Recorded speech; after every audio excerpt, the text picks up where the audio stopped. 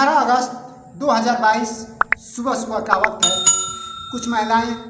अपने मवेशियों को चारा काटने के लिए यमुना नदी के किनारे जाती हैं और वह आपस में बातें करते हुए अपना दुख सुख बांटते हुए चारा को काटती हैं और काटते काटते उनके नाकों तक ऐसा बदबू आता है, ऐसा सुगंध आता है कि वह महिलाएं उस सुगंध को पाने के बाद वह उसके पीछे भागने लगती है कि आखिर यह सुगंध कहाँ से आ रहा है, ये बदबू कहाँ से आ रहा है और ये क्या चीज़ है जो इतना बेरहम तरीके से खुशबू आ रहा है। महिलाएं अपना चारा छोड़कर और धीरे धीरे नदी के किनारे जाती हैं और नदी के किनारे जब जाती हैं तो देखती हैं कि एक 7 से 8 साल की बच्ची का पानी के किनारे लाश पड़ा हुआ है और उसकी बॉडी पूरा सूजी हुई है। जब वो महिलाएं उस बच्ची की बॉडी को देखती हैं तो हैरान हो जाती हैं, परेशान हो जाती हैं और आसपास में जितने भी लोग हैं वो शोर मचाने लगती हैं। आसपास में जितने भी लोग चारा इकट्ठा कर रहे हैं सब लोग वहाँ पे जुट जाते हैं और जुटने के बाद उस बॉडी को देखते हैं और देखने के बाद देखते देखते जब भीड़ लग जाती है तो वहाँ से कुछ लोग पुलिस स्टेशन में फ़ोन करते हैं और फ़ोन करने के बाद पुलिस उस मौके पे आती है और उस बॉडी को कब्जे में लेकर और पोस्टमार्टम के लिए भिजवा देती है। पोस्टमार्टम के लिए भिजवाने के बाद पुलिस इस बच्ची का जांच पड़ताल करना शुरू कर देती है कि आखिर यह बच्ची है कौन और कहाँ से है और इसका नदी के किनारे यानी कि पानी में यमुना नदी के किनारे लाश कैसे आई,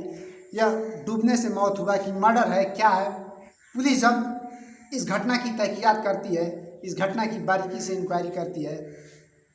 तो जो इस घटना के पीछे सच्चाई निकल कर सामने आती है, जो भी लोग इस सच्चाई को जानते हैं उनकी पैरों तले जमीन खिसक जाती है। नमस्कार दोस्तों, मैं सत्येंद्र निषाद आपको जिस सच्ची घटना के बारे में बता रहा हूँ ये सच्ची घटना है भारत की राजधानी दिल्ली की है।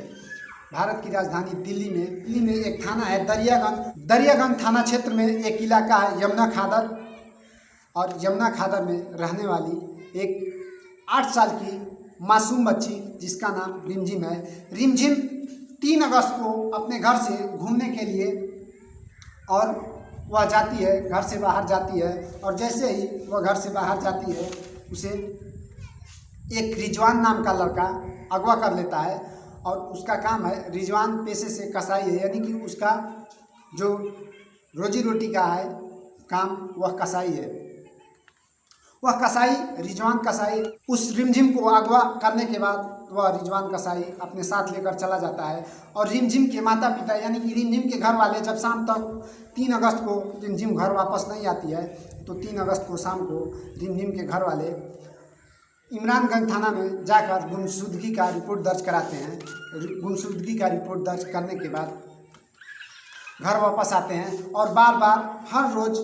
थाने का चक्कर लगाते हैं कि सर क्या हुआ, मेरी बेटी का पता चला, कुछ पता चला, लेकिन हमेशा रिमझिम के माता पिता को वही निराशजनक खबर मिलती थी कि जैसे ही कुछ पता चलेगा हम लोग तुमको बता देंगे और तुम्हारी बेटी जहाँ कहीं भी होगी हम लोग ढूंढ निकालेंगे। धीरे धीरे वक्त गुजरने लगता है, समय गुजरने लगता है और आ जाता है 18 अगस्त यानी कि 3 अगस्त की ये घटना है और तकरीबन 2 हफ्ते बाद 15 दिन बाद यानी कि 18 अगस्त को दिल्ली के यमुना खादर क्षेत्र से कुछ महिलाएं अपने मवेशियों को चारा काटने के लिए जब सुबह सुबह जाती हैं तो वह चारा काटते काटते बातें करते करते उनके नाकों तक एक ऐसी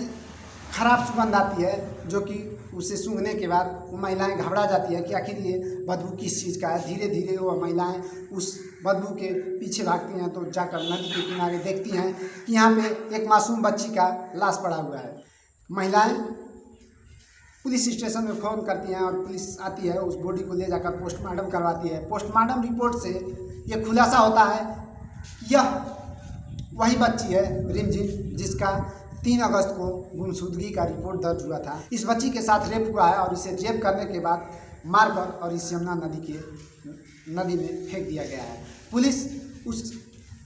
उसके आरोपी को जब बारीकी से जांच पड़ताल करती है तो पता चलता है कि रिजवान नाम का लड़का जो पेशे से कसाई है उसने इस लड़की को 3 अगस्त को जब रिमझिम अपने घर से बाहर खेलने के लिए जाती है तो रिजवान उसे कुछ लालच देकर मासूम बच्ची है जिसका उम्र लगभग 8 साल के आसपास है,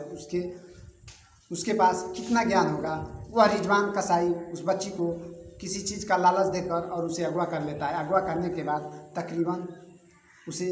कई दिनों तक जिंदा रखता है और अपने हवस का भूख मिटाता है। जब उसका हवस का भूख मिट जाता है तो वह अपने काले कारनामों को छुपाने के लिए उस रिमझिम के साथ रेप करने के बाद उसका मर्डर कर देता है और मर्डर करने के बाद उस सबूत को मिटाने के लिए उसे यमुना नदी में फेंक देता है। लेकिन कहते हैं कि होनी को कोई टाल नहीं सकता है, सच्चाई सामने आ ही जाती है। यमुना नदी में उस रिमझिम की लाश जब पड़ती है तो 24 घंटे के अंदर वह बॉडी सूजन के कारण नदी के किनारे आ जाती है और महिलाएं घास काटने के दौरान उस बॉडी को देख लेती हैं। तो दोस्तों, जैसे ही खबर रिमझिम के माता पिता को चलता है कि रिमझिम की डिलेड बॉडी उस यमुना नदी के किनारे मिली है और जब उसे शिनाख्त कराया गया तो वह रिमझिम के रूप में उसका पहचान हुआ। रिमझिम के माँ बाप, उसके घर वालों का रो रो कर बुरा हाल है, लेकिन रिमझिम के घर वाले उस रिजवान कसाई के खिलाफ कड़ी से कड़ी सज़ा की मांग कर रहे हैं और दिल्ली पुलिस ने इस मामले के पीछे काफ़ी देर कर दिया। अगर देर नहीं करती तो शायद रिमझिम आज हम और आपके बीच में होती। रिमझिम के साथ जो दुर्घटना हुआ, जो हादसा हुआ, वाकई शर्मसार है, क्योंकि एक 8 साल के बच्ची के साथ तकरीबन 30 से 32 साल की उम्र का रिजवान कसाई रेप किया और रेप करने के बाद उसका हत्या कर दिया। जैसे ही यह हत्याकांड social media, TV channel viral होने लगता है और इसका दिल्ली के आसपास इलाकों में काफ़ी चर्चा का विषय बन जाता है। तो दोस्तों, इस वीडियो से यही पता चलता है कि कब कोई हमारे साथ घात कर बैठेगा और कब हमारी साथ कोई अनहोनी हो जाएगा, किसी को पता नहीं है। लेकिन फ़िलहाल अपने छोटे छोटे बच्चों को अपने घर से बाहर न जाने दें, क्योंकि आजकल आदमी के भेष में आदमी नहीं जानवर घूम रहे हैं। कब और हम और आपके बच्चों के साथ वो घटना कर देंगे और ऐसी काले कारनामों का अंजाम दे देंगे और हमें ज़िंदगी भर पछता कर कुछ नहीं मिलेगा। तो दोस्तों, मेरा यह वीडियो बनाने का उद्देश्य किसी के दिल पे ठेस पहुंचाने का नहीं, किसी को तकलीफ देने का नहीं। मेरा यह वीडियो बनाने का उद्देश्य है कि आप जहां भी रहें खुशहाल रहें, अपना और अपने परिवार का ख्याल रखें। मैं फिर मिलूंगा एक सच्ची और दिल दहला देने वाली घटना के साथ। तब तक के लिए मैं आपसे जुदा लेना चाहूँगा। जय हिंद।